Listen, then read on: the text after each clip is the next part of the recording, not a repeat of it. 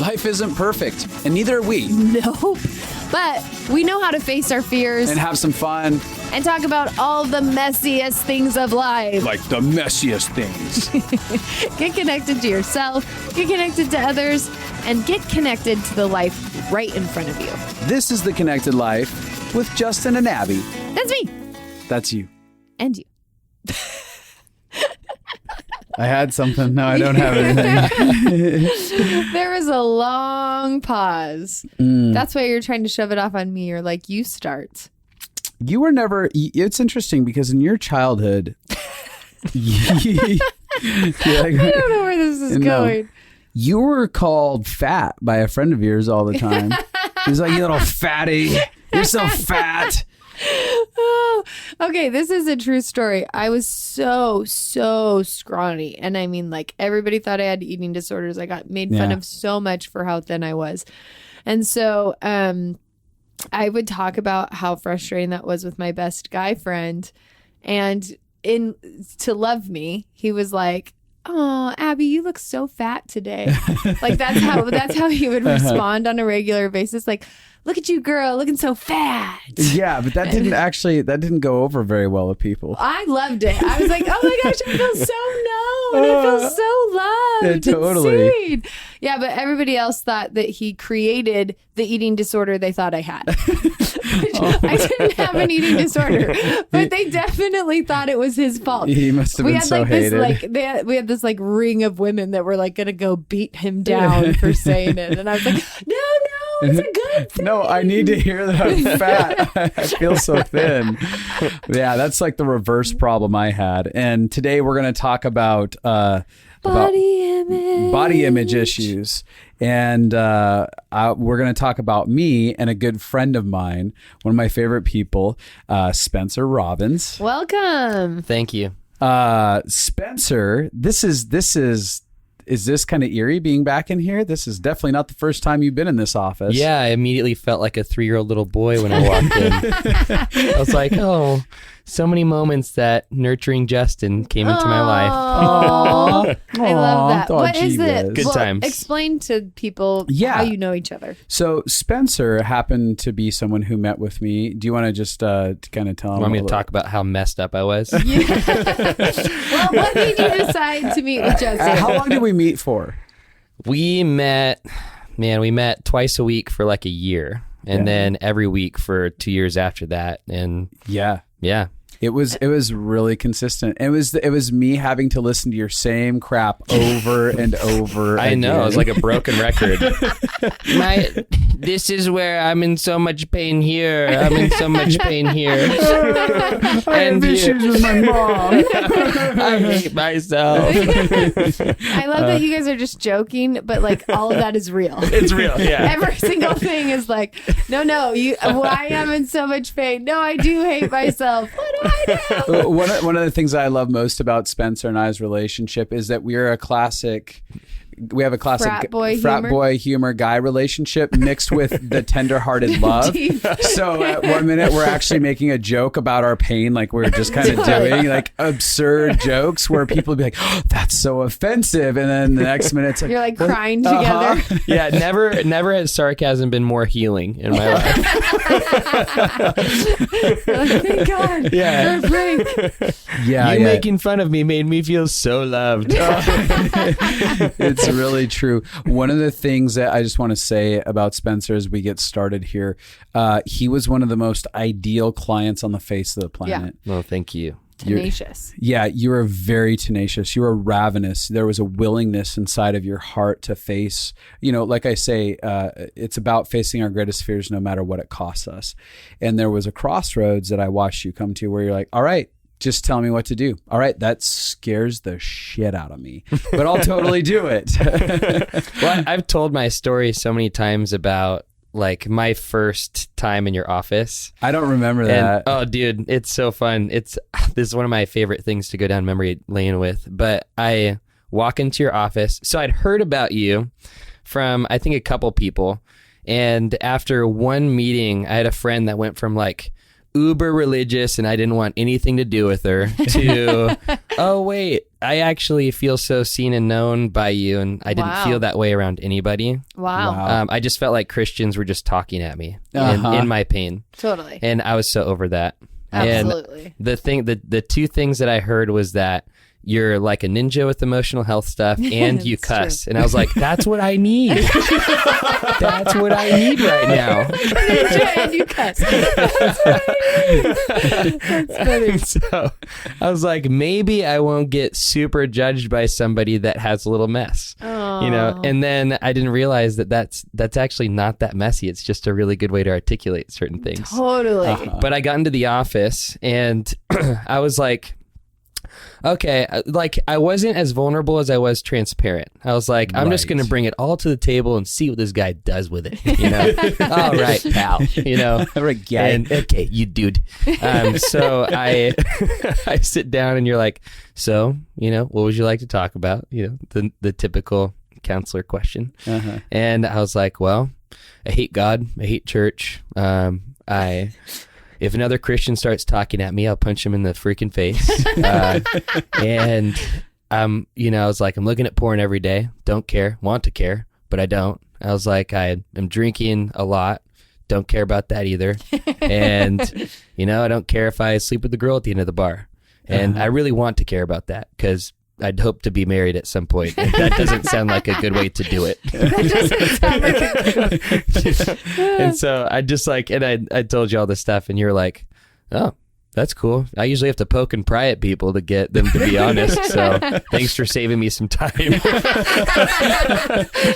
the best. But then you just loved me. You just like actually spent time seeing me and loving me and seeing through all the stuff. And it was the first time that I didn't feel like I needed to defend my story or defend any of the stuff that I was going through, my mess. You just loved me, like legitimately loved me. And that was, it just broke through all my walls. And then you were very quickly able to just speak really hard truth, but it exploded everything. And I was able to start processing through things. And it was so cool. Yeah, because you know, the truth is, whenever people have been in my office, I don't have an agenda except to love them. Yeah. Like, I don't care about the story that they have in the sense of it doesn't offend me because I just believe that we are all human and we are all messy. And my agenda isn't to make someone messy. It's to love them in a way that gives them an opportunity to choose freedom and find out what true freedom looks like inside of their story. And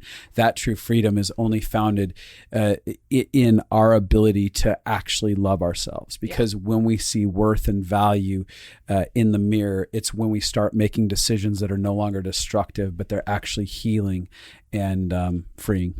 Oh, it was so cool. I just want to say this just because I think it's like the coolest thing that anybody could ever say in a counseling setting. But after you spent time loving me and, you know, we had a little bit of back and forth, you were like, you just shifted the way that you engage with me. And it was like, I got scared for a second. But you leaned in and you're like, don't blame the church or blame God or blame, you know, or you said, stop blaming the church and blaming God and blaming Christians for your own self-judgment.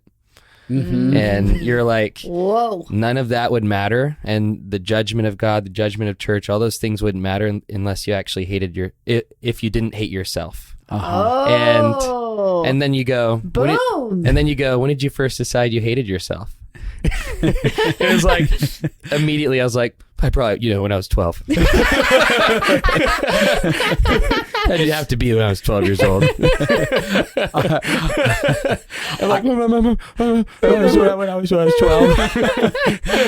That's great and very true. We're going to get into some of that self-hatred here in a second. I will add this to it, even what you were saying there. The truth is, the institution of what we call the church, it's actually an institution. People are the church. The institution is something else. It's a set of rules and regulations and stuff. But even in that statement that I made to you, I'm like, yeah, there's probably been a lot of a-holes who have interacted with you. But I know that at the end of the day, when we are settled inside of ourselves, when we love ourselves, people's judgment has no place to land. We no longer have a landing strip, an airfield waiting for people's judgments, whether it's whether it's religious people or whether it's people in politics or whatever it is, if there's not a landing strip for it, then they just move on. Yeah. And we continue to feel vibrant and alive. Yeah. And that's why you're a genius and a ninja, because you get right to the root of things. Mm-hmm. So awesome. It's kind of fun because you guys have very similar stories. And so I always think it's interesting because oftentimes we draw people to us that we can help. Yeah. But so why don't you guys share a little bit about the journey of self-hatred? I'd like to start there before we even jump into body image. Because the two, like oftentimes people think it's all about their body image. Right. But it typically is a little bit broader than that. Our bodies or whatever else it is in our life is just the thing that we've weaponized against ourselves in our relationship with self-hatred. Yeah. Yeah. So when you ask that, do you want Spencer to share a little bit about it? Or you, either you can. About my own personal story? Yeah. I mean, from a very early age, I can say for me, I felt so inadequate, like I wasn't enough in any environment, especially inside of my home. And there was this deep feeling of, especially inside of my home space, all this pain that I'm feeling. And there was this thought that occurred to me at a young age. If I wasn't born, I wouldn't have this pain. And I decided that I hated the little boy that had been born. Yeah. Like very early on, I was like, it's all your fault, Justin. If you'd never been born, it's a weird thing. There's this weird accusation. But if you never had been born, I wouldn't have to feel this. Right. And if you weren't the way that you are, I wouldn't have to feel the pain of how people are responding to you. Yeah. Whatever that was, whether that was some sort of verbal, physical, or emotional abusive situation happening inside of my household, or it was that type of abuse happening outside the household, because I experienced, above and beyond my parents, I experienced extended family that was very judgmental, harsh, sarcastic in a mean, abusive way towards me. And I was just convinced that Justin was to blame. When we don't have power to hold people accountable to their destructive behavior, we have to go somewhere with that pain, and that pain usually goes inward and just goes, okay, I'll hate me. Well, and I think something, that's interesting is children are naturally narcissistic. Like they really are, like, they're not looking at whatever is happening around them, they think is about them. That's what I mean by naturally narcissistic. They are taking in input and believing that it is all a reflection of them. And so it gets very easy for humans to hate themselves, because if you're around an unhappy person, you naturally believe that it's your fault as a kid. Right. Lots of people do. I know for me, I started self-hatred at a very young age. And for me, the reason that I think it showed up, I actually totally related to what Justin said. I also did that. But one of the main reasons self-hatred showed up was there was so much pain going on in my family, and there was no way to stop it. And nobody was teaching, like, this is how you feel. This is how you grieve. This is what you do with the emotions that feel crazy. The only thing I knew to do with all of the pain that was happening constantly in our house was to aim it at something. Right. I aimed it at me. Yeah. So that was, it's kind of like having a hose that has a ton of water that has to come out, and I didn't know anywhere to aim it at. The only thing that I knew to do was aim it at me. So then whenever I learned the habit of whenever painful things happened to actually go to self-blame. Yeah. And it became, because we all have protectors, which we make up a fantasy world where we could get out of the pain. So my fantasy world was, if I'm good enough, then the pain will stop. And so if the pain is still happening, it means I haven't perfected myself enough yet. Yeah. But it's still, the illusion was, but if I perfect myself enough, right, then the pain will stop. And so it kept, and that's why I was a protector as a kid. It kept me believing that I could get out of the pain. Yep. And a major conflict for kids is the idea of like, these are my parents, and kids, like have this unconditionally loving button for their parents. It's my mom, it's my dad, no matter what they do.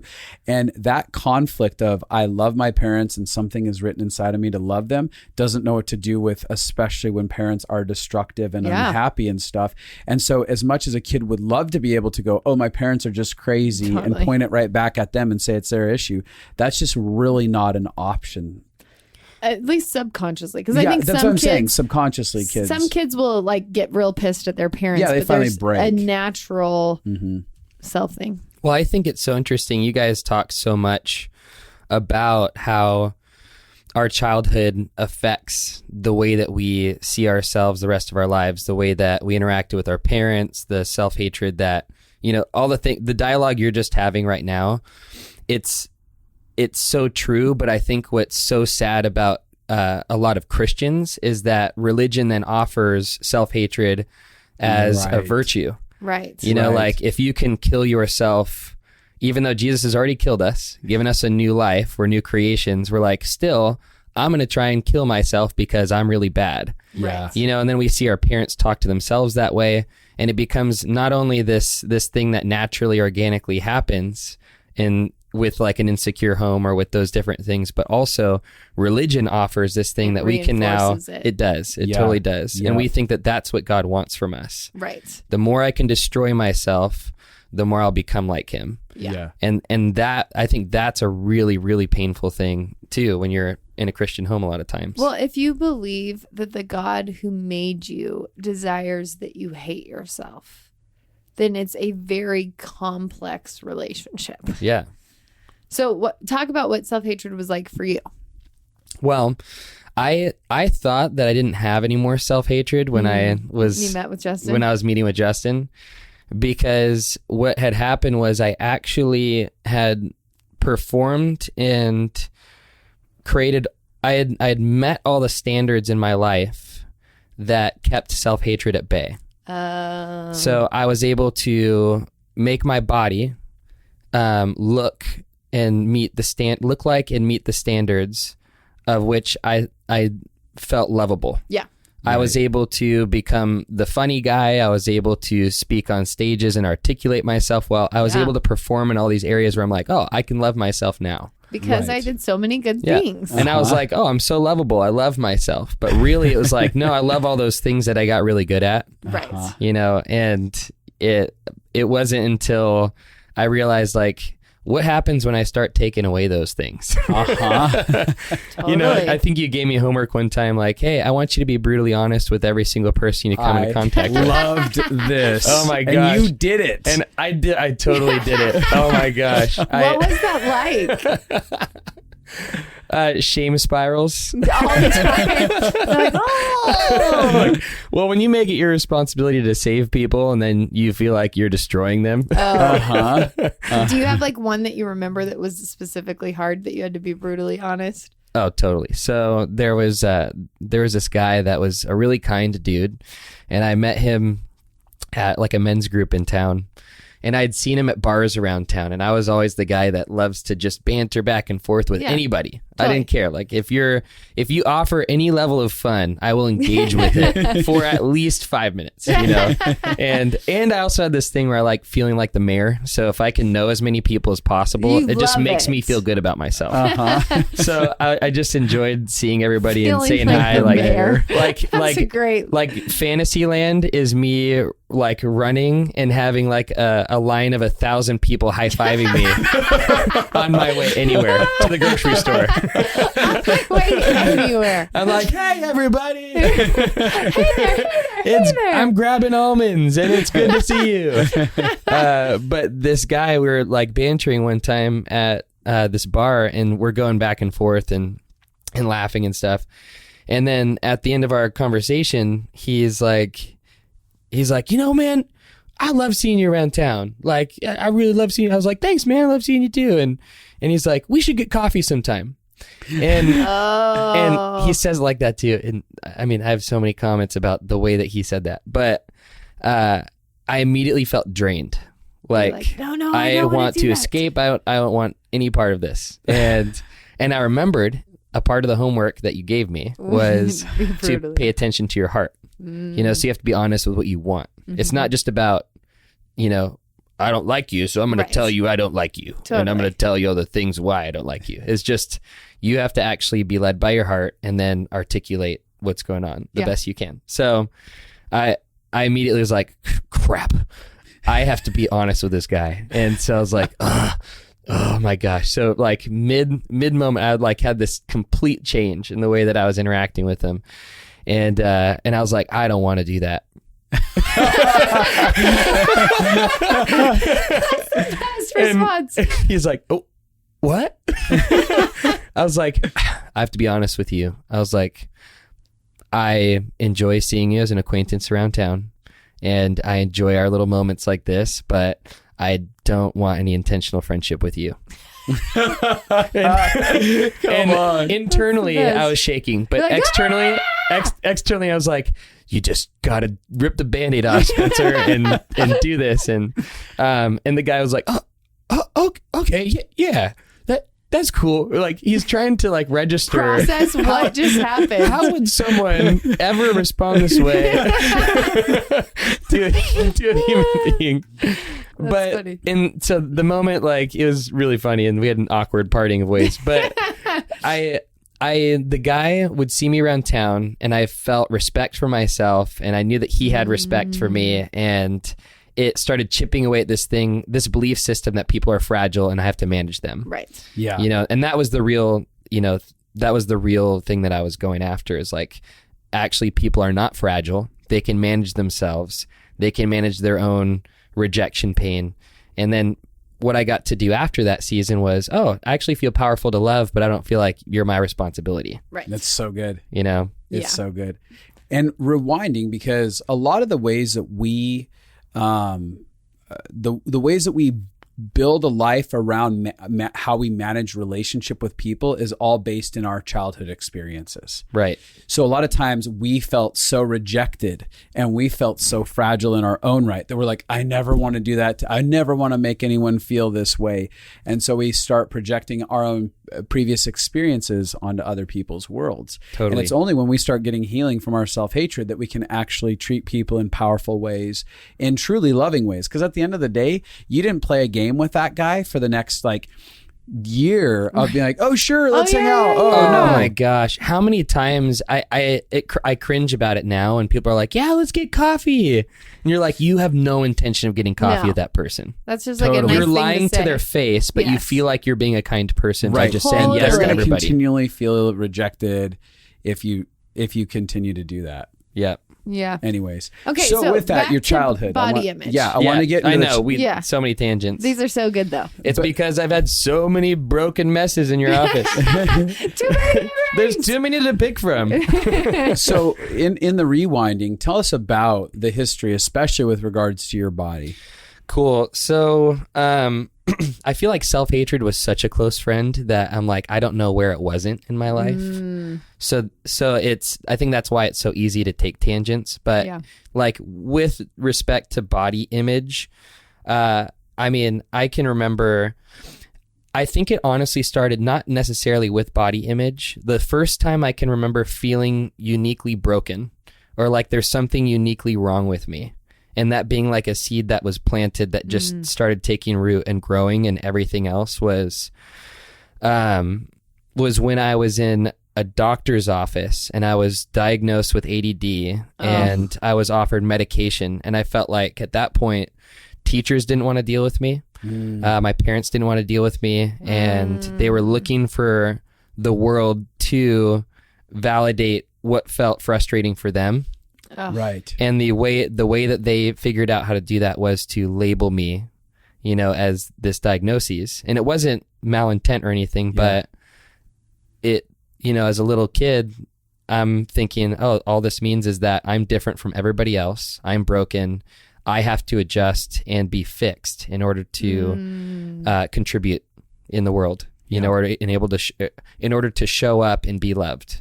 Yeah. I think that actually a lot of kids who have ADD or ADHD or learning disabilities or any of that is a natural belief system that I think they have. And I wish I don't know there's a way to actually get this through to children's brains, but if they understood how many people are actually like that and how there's like so many gifts in it. Like now we know that people with ADD and ADHD are some of the most successful people on the planet because they learn how to get around things that other people get stuck at. I call it adventure deficit disorder now. So I'm just like, I don't have the problem. You're just boring. Where's the next adventure? No, not really. That's hysterical. But it was interesting because it just got reinforced by, okay, now there's the weird kid that goes to the nurse's office twice a day to get medication.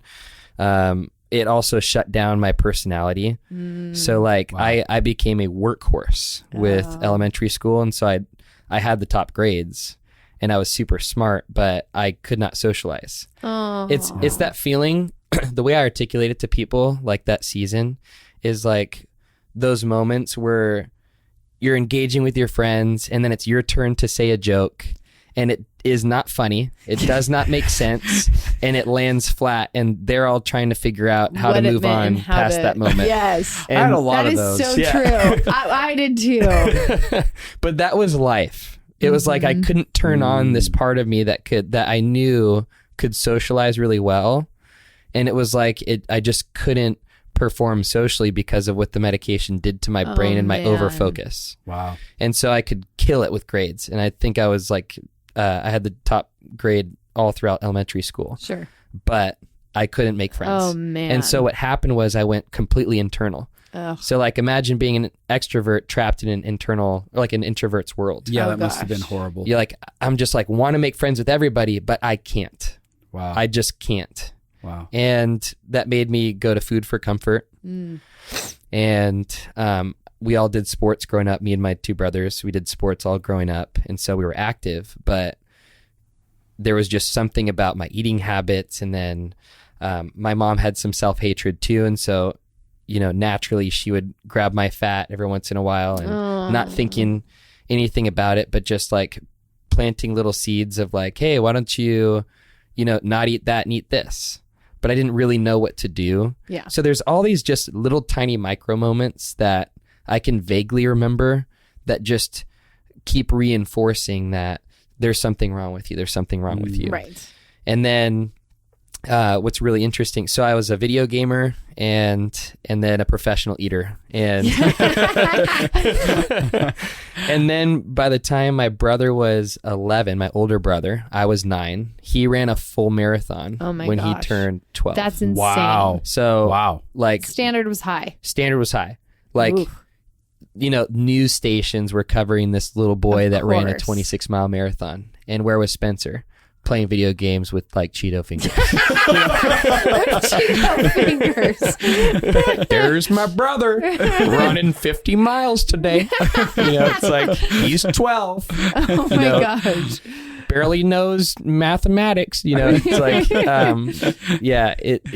it felt like a really tough environment to not partner with self-hatred. Oh yeah. So just all this stuff over and over and over again. And then kids start making fun of you. There's just all that stuff at school. And so you constantly have this thing where kids are offering you identity and you're like, okay, yeah, if I can agree with them, then I can take the ammunition away from them of their judgments. And so I was like, oh, I'm fat. And so I started it was weird. I agreed with them all throughout 8th grade, and there's a lot that goes in the story, and I don't want to get too into the weeds of details. But when I hit 9th grade, I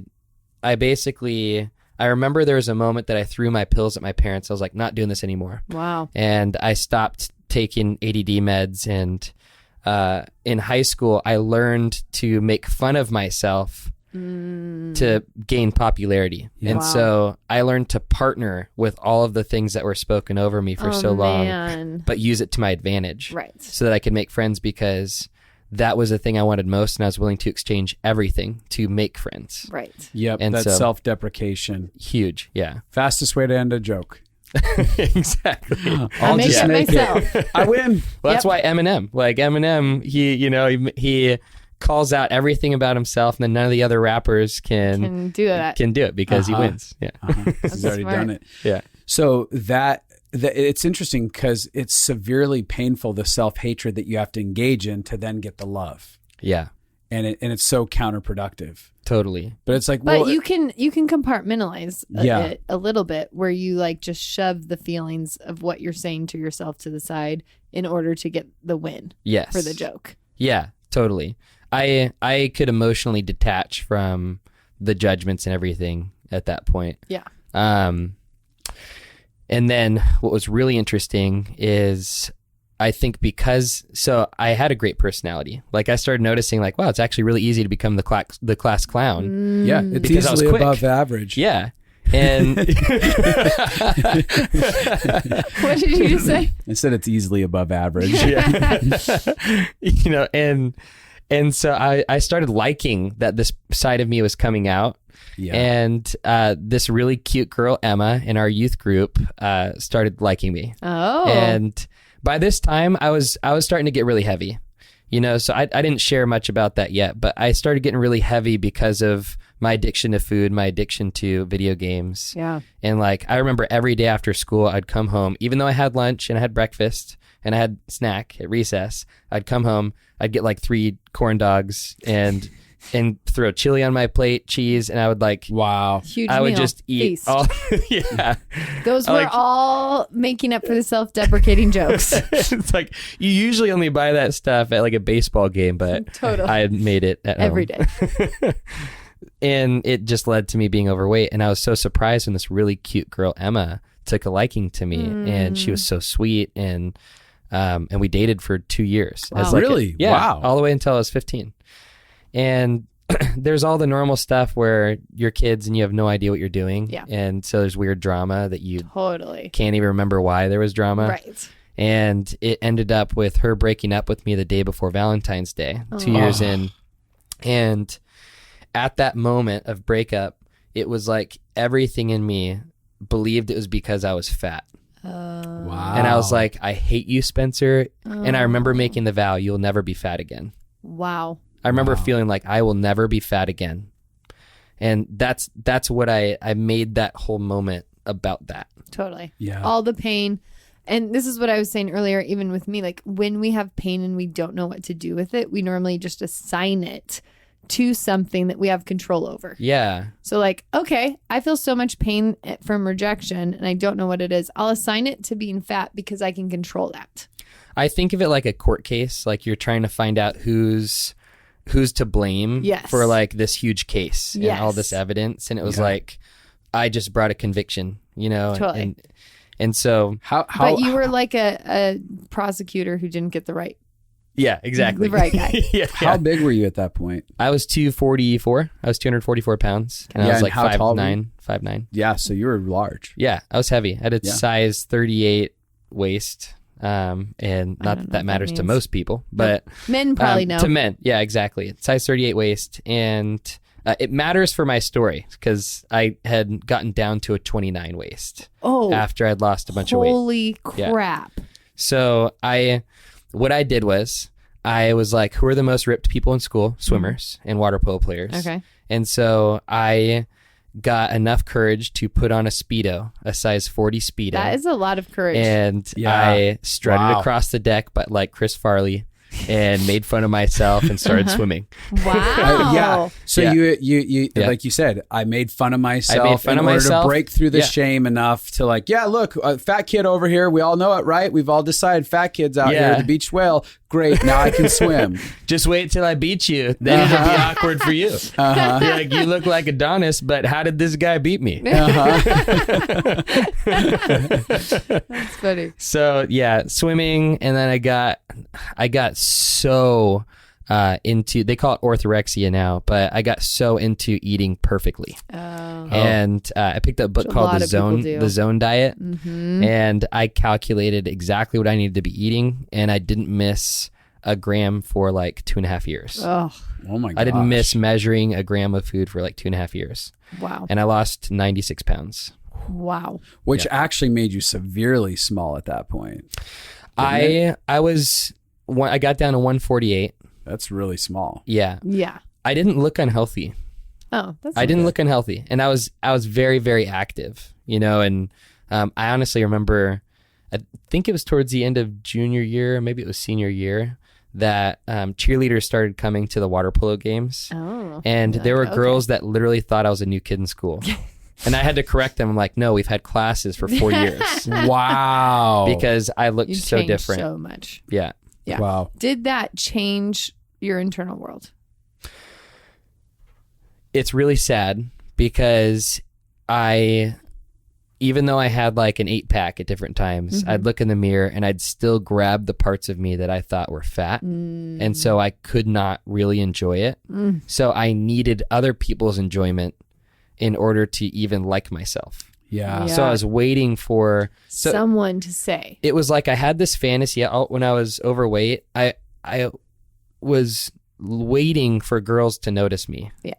And it was a fantasy that a beautiful girl would notice me. I saw my brother get that. I saw my younger brother get that. Yeah. And I was chubby Spencer that didn't get any of that.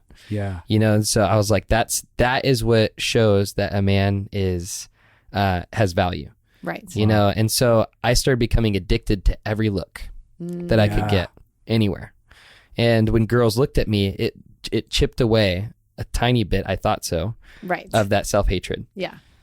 Like it felt like it was chipping away. It was more of like a medication. It was like, oh, it's that hit, a quick hit. Medicated enough of my self-hatred for me to feel like, oh, cool. Totally. Yeah, because a decade later, you're sitting in my office and you're still getting the medicated hits and it hasn't gotten rid of any of it. Yeah. Right. I've been permanently medicated like for 10 years.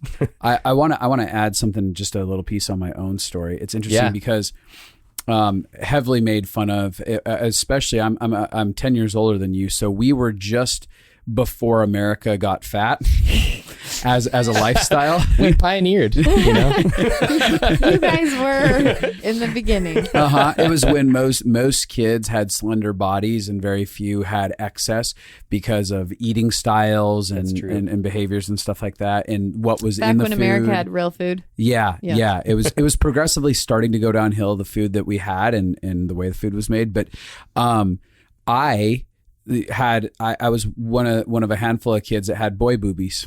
Oh. And I'm sure you could have related to that. I'm sure you had boy boobies. Did you have boy boobies? I totally did. Yeah.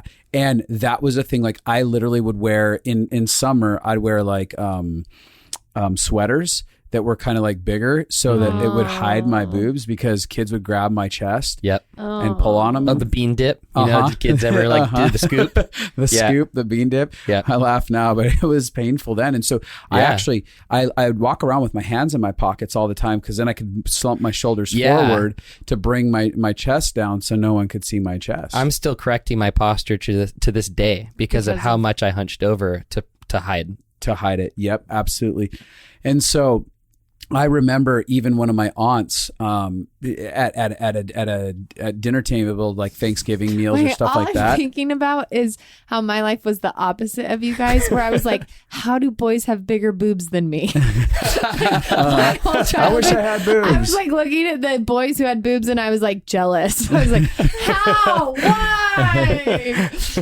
I remember that they would like grab my stomach when I was eating bread rolls because I'd medicate on bread rolls. I loved bread, cheese and bread. It was the thing that made me feel some sort of hit of comfort. Yeah. And at the table right there, they grab my rolls and they go, "Need another roll for your rolls, huh?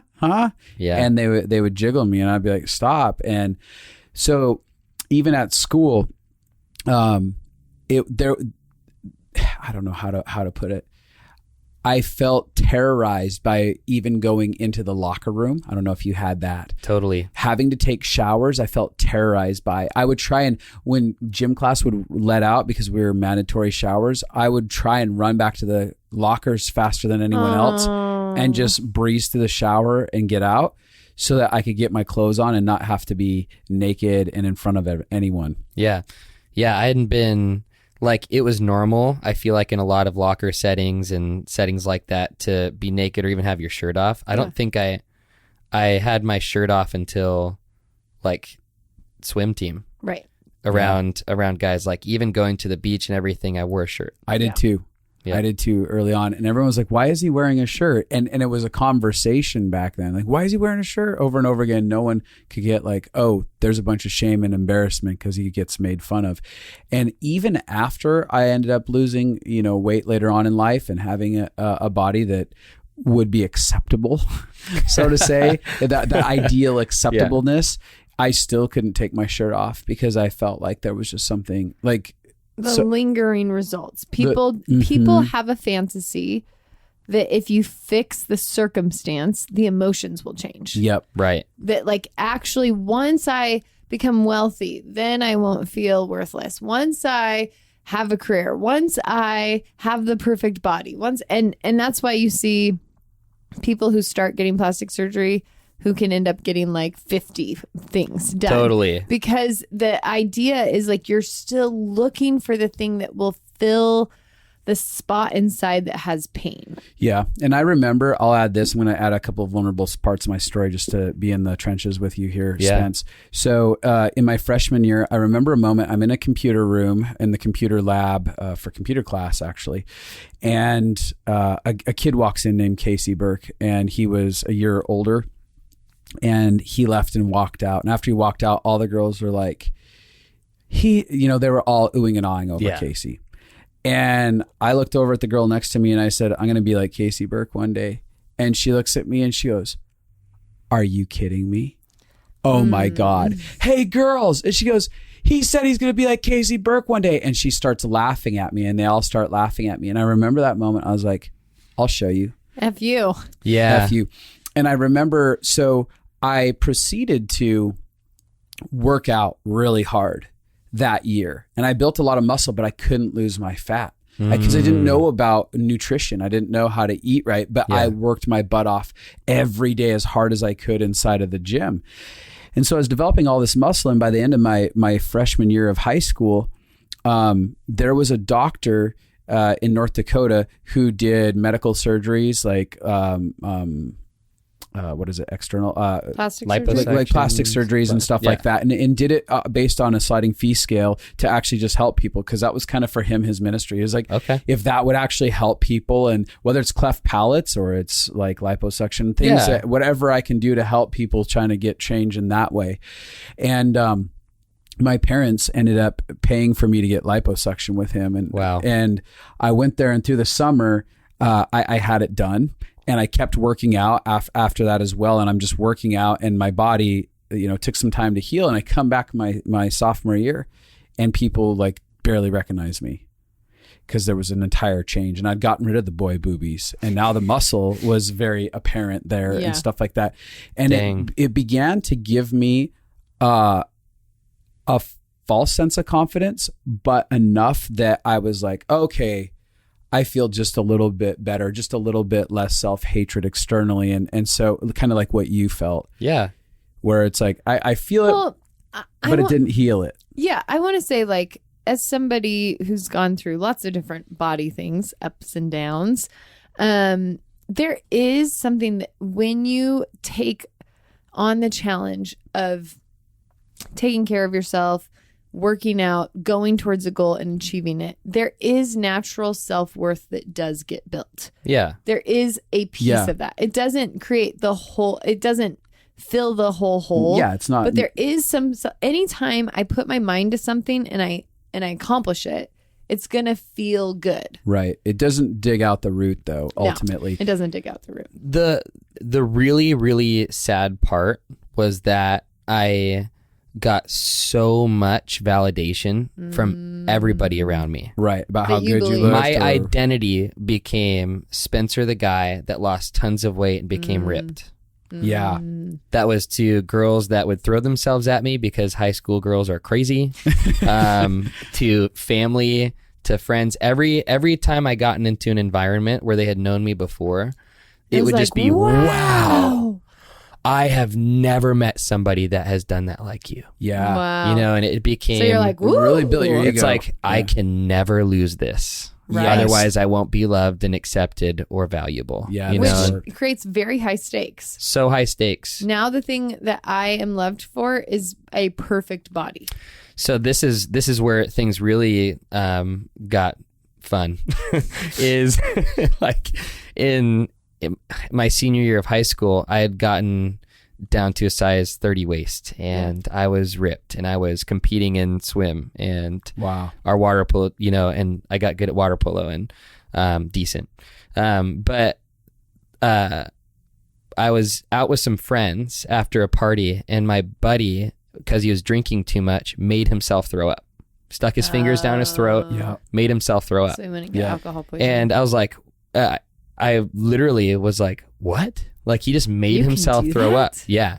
It literally planted a seed in me that you can have the comfort and without the consequence. Yes. Yeah. And so I tried to do it. Totally. A day later, couldn't do it. Got super bloodshot eyes, and it was awful. And like, my face got, full of blood. I was like trying to do it, but I couldn't. And then I tried it again like a week later, and I did it. Like I threw up. And it just was like, oh my gosh, if I ever cheat ever on my meals. Now I have an out. Yeah. Yep. And so that led to years of binging and purging. Binging and purging. Yeah. I would usually be like, I was like 95% perfect with my eating. Ooh. But like every week I'd have that binge night and I would throw it up. And let's talk for just a second, because I know so many women and men. I'm loving having this conversation because men often don't get to be heard about the pressures of body image. And this is one of the most shaming areas for men to actually talk about. We have a problem with something like this body image. Yeah. It's a thing that we don't want to admit to. Like women don't want to admit to porn problems. Yeah. Classically, and men go, I don't want to tell other men that I hate my body. Yeah. I may be manorexic. Yeah. Or I may have bulimia, and or I may just hate what I see in the mirror. Yeah. Yeah. But I think self-hatred is self-hatred, and it shows up in everybody, and it has different expressions of it. Like my best friend growing up was a guy, he was anorexic. Yeah. And passed out one year because of it. Jeez. So, but it's what it is everybody has pain, and if you don't have tools to deal with pain, it's gonna show up. Yeah. Outside of that. So, but what I was gonna say is interesting is what lots of people don't understand is when people have that need to be perfect with their diet or that binging and comfort eating and binging, it is all based on the idea that I will be loved and good if I do this right. Mm-hmm. Right? Is that what you would say? Yeah. Like, what were you afraid would happen if you didn't? If you didn't eat perfectly and you didn't binge and purge?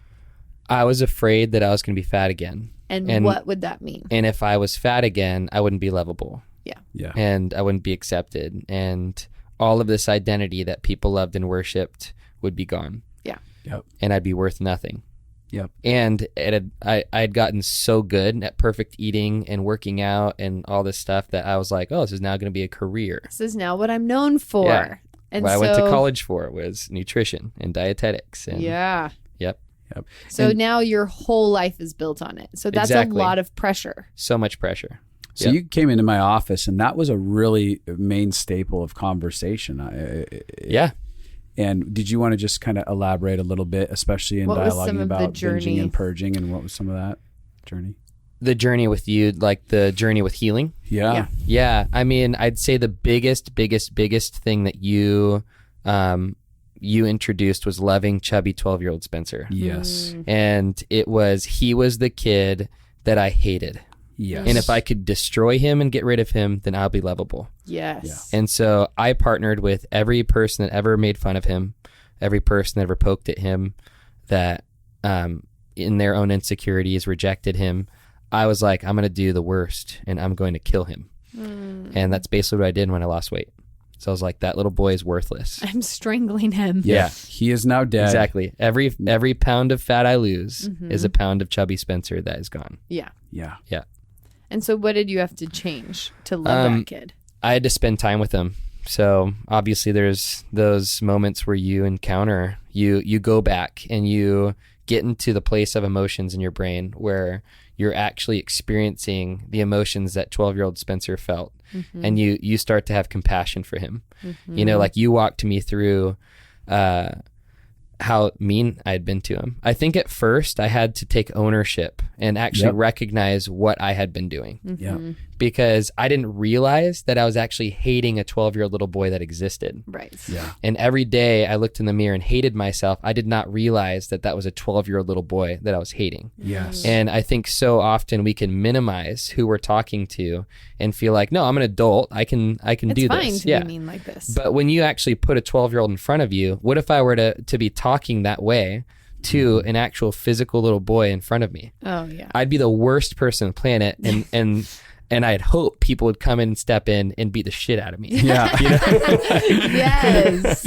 Totally. And so, but once you actually, you personify, like you helped me personify that little boy and recognize that there was actually a little boy that I was abusing over and over and over again. And when I could connect to the compassion of that, I got to just feel like, what have I done?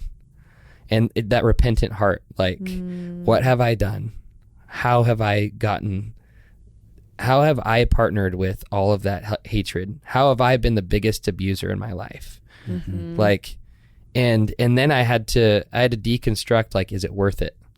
You know, do I want to continue hating this little boy in order to get what I think it will give me? And I think I'd gotten to the point where you'd made it really clear that I was never going to reach the love that I so wanted. Right. Yes. And that was so helpful. To realize you're on you're on a never-ending hamster wheel. Yeah. It's like, hatred won't get you to love. Totally. Not possible. Yeah, it's one of my favorite quotes that Justin says, which is, you cannot sow in the kingdom of darkness to reap in the kingdom of light. Yeah. You cannot sow self-hatred to reap self-love. You cannot sow abandoning yourself to reap connection. Well, I think we live in a world where people think that the ends justifies the means, like way too often, and that's entered into politics, everything, and we, you know, that's what I thought.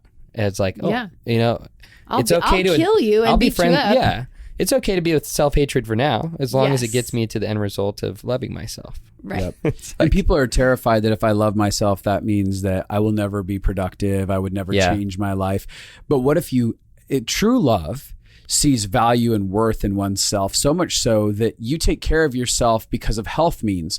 So it's not just, I want my body healthy. It's also, I want my emotions healthy. Instead of comfort eating things that are destroying me, it's going, I'm finding actual comfort because I'm connecting with what I really need. I'm finding out my needs. I need someone to love me. I'm going to have vulnerable, intimate conversations and connections that actually bring about a sense of this need being met. Yeah. Yeah, you know what was so good? This is so reminding me of like the actual process I went on with you, is that I had to break partnership with shame first. Yeah. It was so interesting. Like I had to break partnership with shame first because I would shame myself every time I threw up after a meal. And I had shamed myself for being a man that dealt with that. Right. Because all I knew were women that had anorexia and bulimia issues. And it's like, I'm not minimizing that for women, but I didn't know any men at all. You're so I'm like, I will never talk about that this. Little kid who is more broken than everyone else. Totally. In the doctor's office. I'm unique enough in my dysfunction that I will never talk about this. Totally. And which I think everybody feels. Totally. Like even the most stereotypical, if you get like women who binge and purge, they still feel like they're the only ones. Totally. Yeah. And like, there's so much story, and I remember like we walked through this so many times together, and there's just so many things that I did to battle this. But there's probably 2 years into the process, there was a huge marking point moment where you're like, who are the 4 versions of you that you hate the most? And it was like, and you wrote it down on a whiteboard, and we went down every single version. So chubby Spencer, hated him and still hate him. Spencer that partied his brains out to try and get, friendship and and then Spencer that threw up after meals, and then religious Bible thumper Spencer, It's like these versions of myself. I'm like, if I could hate them enough, then they'll never be around, and I'll be the version of myself I want to be. Wow. Yeah. Which is lovable, and I had to repair relationship with those parts of myself and realize like I've actually rejected the love of God over these parts of you in order to control you and manipulate you into a version that I think is lovable. Right. Yeah. And that was so cool, destroying self-hatred, in those different ways, and going like, so practically it was like, there was meeting younger Spencer and encounters and partnering with love over him and actually meeting with him on the playground when he was 12 and spending time with him and that whole thing. But then there was also, as I was stuck in my cycles, and not just trying to white knuckle it, right, and fix my behaviors, because that's what religion wants you to do. Fix the behaviors first, then we'll talk about, we'll figure out what's going on, all the rest of it. And it's like, that's because religion's so scared of sin and messes, right, that they can't actually deal with the root. Yeah. And it's more control and agenda. But every time I throw up after a meal, it's going, Spencer, you're not disgusting. Yeah, you could do this 100 more times and I'm going to love you. Yeah. Yes. Like, this doesn't have to end and I'm going to choose love over you. Yeah. Like, going to the mirror, like, you're not disgusting for doing that. You've learned to do this. You've placed impossible standards on yourself. And how else would you meet them except by choosing that? Right. You like, this is going to take time, but even if it never changes, I'm going to love you, Spencer. And I'm going to stop calling you disgusting. Yeah. I'm going to stop shaming you. Shame, you are a filthy liar. Like, there's all that stuff you've walked me through, personifying those friends that I've made, those things that I've made friendships with, and being like, shame, like cussing out shame, totally, being aggressively angry at shame, these monsters, like going after the monsters in my life, making friendship with unconditional love. There's, it was helpful personifying those things and realizing like there are actual partnerships that we've made, but nobody actually understands what that means. And so you've helped give me the best language to be able to navigate that journey. Yeah. Oh, that's so good. Yeah. That's so good. What was, for you, what was some of your journey in walking out self-hatred physically? Yeah. It's interesting.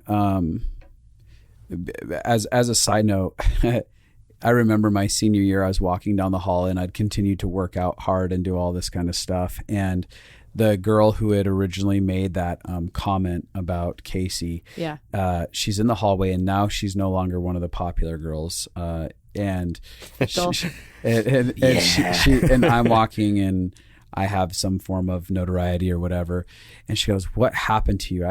We used to be friends," or because, I was nice to her still, but she's like, "You never talk to me anymore." And I go, "Well, I guess I became Casey Burke." And it flew out of my mouth. Like, I didn't even think about it. I was like, "Oh my God, that just came out of my mouth." And I remember going from there even into college, but like it wasn't enough. I got into college and you just had the quintessential high school TV show moment. I literally where did. Where you get to do, that's literally the fantasy they paint. That could fly out of your mouth. Yeah, the She's All That moment. Where you get to be like, she was all that. She was all that. Yeah. Totally. Like all of the TV shows that are like, you get bullied and then you get to show them. Yeah. But it doesn't actually solve it. It didn't it's solve not it. another teen movie. No. Some would say. It's not another teen movie. And what's interesting is that next year I'm at college and I am completely anorexic. I'm when I'm not, I'm either binging or I'm anorexic. I'll have binge moments. I didn't throw up, but I would binge and then I would just not eat forever. And I was working consistently in the weight room every day, probably 2 hours a day. And I was on what they called monster stack packs, which when they combined in your body was like a steroid. Oh. And so that first year of monster college, stack packs. That was how we legally got our steroids. And I was miserable. Yeah. Absolutely miserable. And I was now at a place where I was very notable inside of party circles. Right. I had obtained some form of acceptable status and I was miserable and I was on the way to suicide in my life. And so go ahead. I think there's like a huge amount of pain that lots of people go through because we create facades of what will make us feel better. We create circumstances. And when we get to that place, now I have the body I thought would make me feel better. Now I have the money I thought would make me feel better. Now I have the notoriety. When you get to that place and you find out that your pain is still there with you, it feels so hopeless. Yeah. Because you're like, well, then what? Yeah, it's really devastating. And I found that with a lot of different clients where they hit a point of whatever success was inside of their head, and then they're just devastated. Success can crush you. Well, the awful thing is that the world's like, oh, I look up to you. Right. Uh-huh. Oh, now you've made money. Yeah. Now you must have a good life. Totally. I bet all of your childhood pain is gone now that you've made money. Totally gone. Totally gone. Totally gone. Bought it away from me. You know, watching The Last Dance, which is the documentary about the Bulls and Michael Jordan and some of them, and they were doing a little piece on Rodman, and Rodman was at the top of his game, and one of his big pivoting points or changing points was one of his friends watched him leave with a gun, and he was drunk or high or something, and they end up finding him in a vehicle, and he had passed out before he had killed himself. And you could just see, even in Rodman's life, like and many of those superstars, like they reached their pinnacles, it still didn't solve the issue inside of themselves. And now even on the other side of it, while they're interviewing, I'm going, your life is utterly devastated. You got the championship rings, you had everything that you thought would make you special, and it didn't. Because you didn't get connected to love. You didn't get connected to self-acceptance. That's what Tony Robbins, he says, the worst form of failure is success without fulfillment. Yes. And he says success is actually a science, fulfillment is an art. That's great. It's a really good line. I'm going to quote that and put my name on it. Yeah, we should quote that guy. What'd you say that guy's name is again?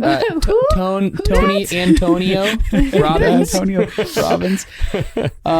So yeah, I mean, ultimately for me, there was such a struggle with my body throughout the years, and it realistically, it wasn't until really marriage where I really let the walls down, where I allowed. Because he couldn't wear a shirt all the time. Just kidding.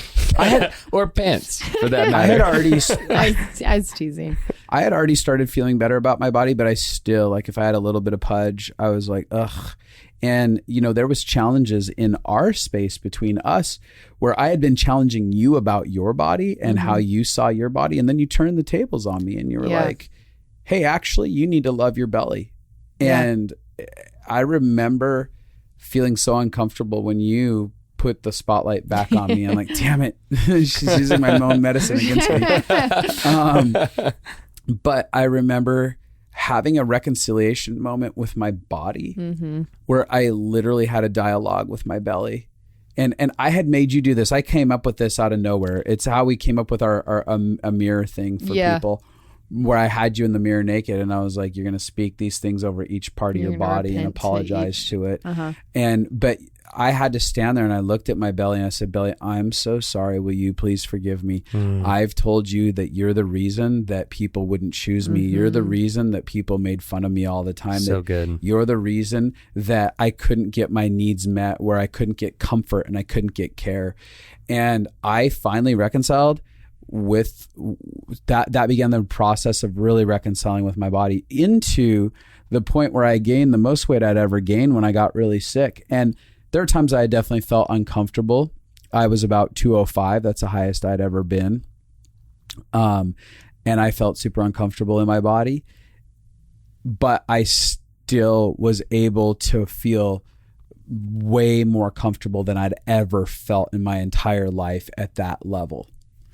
And ultimately moving forward, I lost weight. Actually, your brother helped me lose some of the weight and get my body back in shape because I'd come through almost dying. But long story short, got on the other side of losing all the weight and found myself going through emotional trauma. And this was the crux of the change. This changed everything. This changed everything. And not in the sense of self-love, because I'd already been doing that. But what changed everything is when I started facing the trauma of my past in a very specific way and getting comfort, emotional comfort from people into the traumatized little boy, my need for comfort eating disappeared completely. Yeah. It's really, I mean, literally crazy. I watched Justin for years comfort eat. And it wasn't even like Cheeto fingers, Justin, but it would just be like these little splurges of some sort of carby eating. comfort. Yeah. Yeah. And then he recognized that he'd learned to be so independent in healing himself and dealing with things himself. And so what comfort eating is it's I can meet my own needs without ever feeling vulnerable to somebody. No one's going to reject me. But I'm never getting actually my needs met by humans.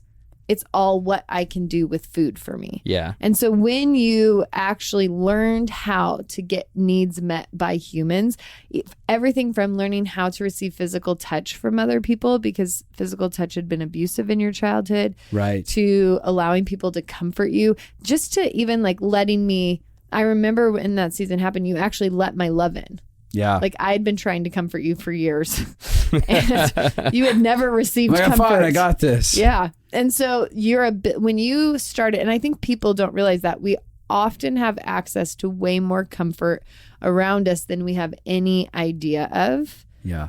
But when we go to things that we can control on our own, that don't involve vulnerability or humanity, it will keep us in those cycles. Absolutely. And then instantly you haven't needed to comfort eat. No, not at all. In any way, shape, or form, I haven't felt any desire for comfort eating at all. But it's because at every moment, and this is a crux as we wrap this all up, like really the healing process begins with I'm going to love myself, but then I'm going to let others love me. Yeah. I'm going to allow the needs that are inside of me, which are the needs for comfort, the needs for care, the needs for kindness. I allowed kindness, gentleness, patience to actually overflow from people and allow it to deeply land in the midst of a moment where I knew I could care for myself. So what I'm saying is in moments where I knew I could inner heal myself. Self-sufficient. You're like, self-sufficient. I can do this. Self-sufficiency was eradicated. I let go of it completely out of my life. That doesn't mean I'm not capable. That doesn't mean I'm not strong. That doesn't mean I can't be proactive.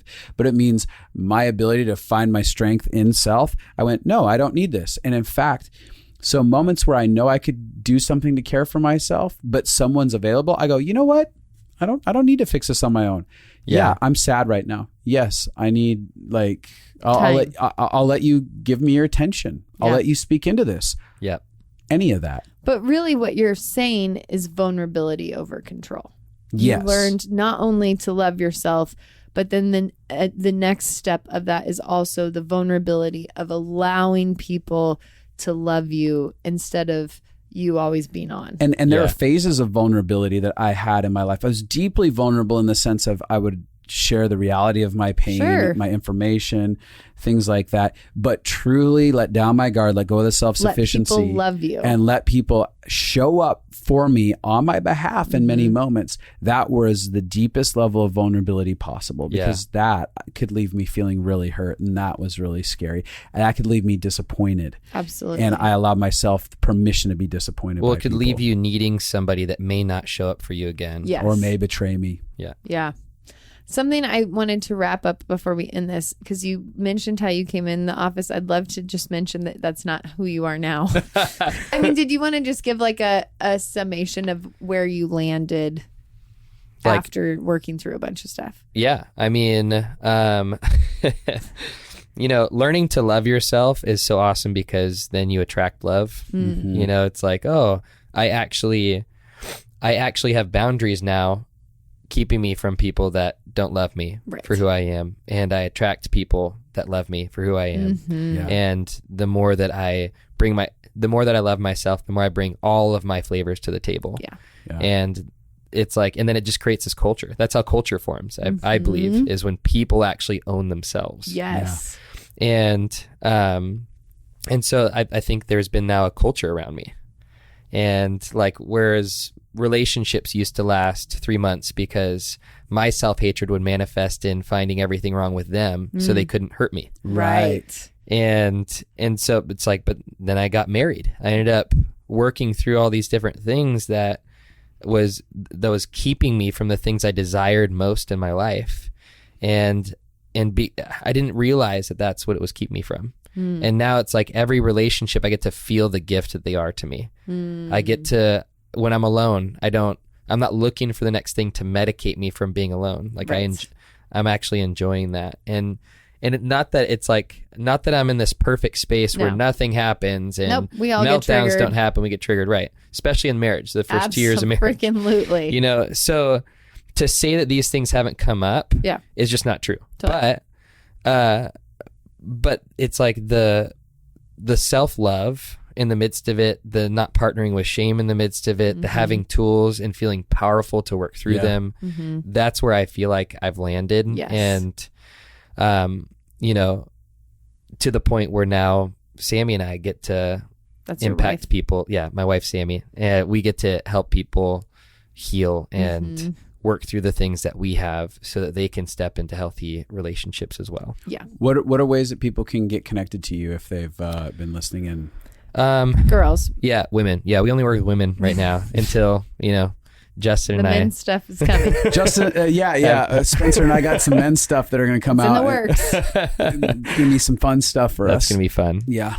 We specifically work with women that are wanting to work through their self-hatred and shame and step into, specifically single women that are wanting to get healthy and step into relationship, because that's what Sammy and I worked through a lot of. So if they wanted to check out anything of ours, they can go to yourheartfree.com, and we have like a free guide, and there's like a free training, and there's stuff that they can get for free in terms of like resources. And if they really want to go down the rabbit hole of seeing how we can help, then life. they can figure that out. But yourheartfree.com. Okay. That's awesome. Yeah. Well, Spencer. I really liked having you on, and I think that what you said is such a great thing. You have overcome a lot of the things you showed up in here with, and you're still on the journey. Yeah. But now the journey is different. And I think that's the whole podcast is about. We're messy, and we're learning how to do messy well. You ultimately changed your lifestyle. There's this lifestyle here, and now there's a different lifestyle over here. It doesn't mean that there's not things that you don't have problems with back here, but you've created an entire lifestyle around love, a lifestyle around self-acceptance, a lifestyle around healing. And I do just want to say really quick, if you're listening out there and you have struggled with porn, or you've struggled with eating disorders, or you've struggled with addictions or cycles where you felt like you couldn't get out, I know, Spencer, it took like years of chipping. It wasn't an overnight. Yeah. But there has been freedom in your life. It is possible to get out. Totally. I mean, success used to be the thing that I thought would solve everything, but now success just happens. Yeah. You know, and you're like, oh, that's really fun to recognize success, but I don't desperately need it to be okay. Yeah. And I think that's what people are wanting. Like marriage, business, you know, finances, like just all the stuff, relationships, it's all just come as a result of getting healthy. And if people haven't like fully, I don't even know the right verb, but if they haven't dove in, what is the word? Dove in. Dove in. If dive in. If they haven't just jumped all into getting healthy and getting help, like I've had so many coaches now, you know, I've met with both of you. Like, it's just like if people haven't actually chosen into this, they're missing out on an entire life, you know? And so, Absolutely. And one of the things that I want to recommend to everybody listening here, we get people asking us all the time if they can meet with us for consulting, and we're not currently taking new clients. But my husband, who's incredibly brilliant and freaking hysterical, wrote an ebook. We kind of did it. We collaborated, but it's his sense of humor. But I basically wrote most of it. But we created an ebook, From Crappy to Happy in 7 Steps. It's the guide to creating a happy life, but it's free. We created it so that people during these times, because we know it's been really painstakingly difficult for a lot of you out there. And some of you have lost your ability to find happiness or feel happy in this season. So we wanted to create something that's lighthearted, yet has great depth inside of it and gives you practical steps to getting happy. And we made it completely for free. It takes about an hour or so to read, and it has homework and a step-by-step process. And it goes through things like learning how to surrender, learning how to take your power back. Yeah. It's really practical. If you like listening to the podcast, you'll love reading it. It's hysterical. Yeah. So you can go to Justin and Abi, that's ABI, justinandabby.com, and you can get just, all you have to do is fill something out and it downloads right to your screen. Super easy thing. And then last but not least, for those that want a deeper dive in this season, especially through everything we've gone through, we have opened up all of our enrollment to Living Fully Alive. Woo! This is the course that we are so passionate about here. We do it once a year, so it's a special course. 2021. Last year, we had so many people, their lives completely transformed, their family culture completely transformed, their relationships transformed, and we get story after story from this. And I know that this year it's going to be the most important. I just had one of the coaches that helps with the course and works with people one-on-one through it was that like this year will change people's lives so much because 2020 has been so hard. It's brought up so much pain, so much triggers for people. And so many people are in survival or just pushing through or compartmentalizing. And this course will help you connect to yourself again, get love and joy and peace again, find your power. It's such a important course in learning how to process your pain and get to the other side instead of getting stuck in the midst of it. Yeah. I mean, we had a husband and wife who are pastors of a major church that went through it last year. And so as Corona hit and all the stuff went down, they wrote back and said it was the one thing that prepared them to be able to lead properly because they weren't spun out by the mess of everything that was going on in the world.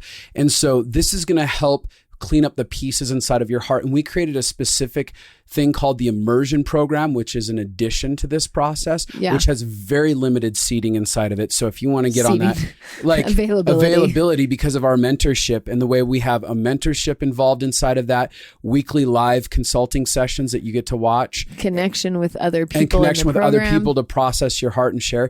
But we designed that so that people could really feel like they're connected in and they have some help walking through the process. But that's very limited. And you can get that at justinandabby.com. Anything else on that? No, I'm just so excited.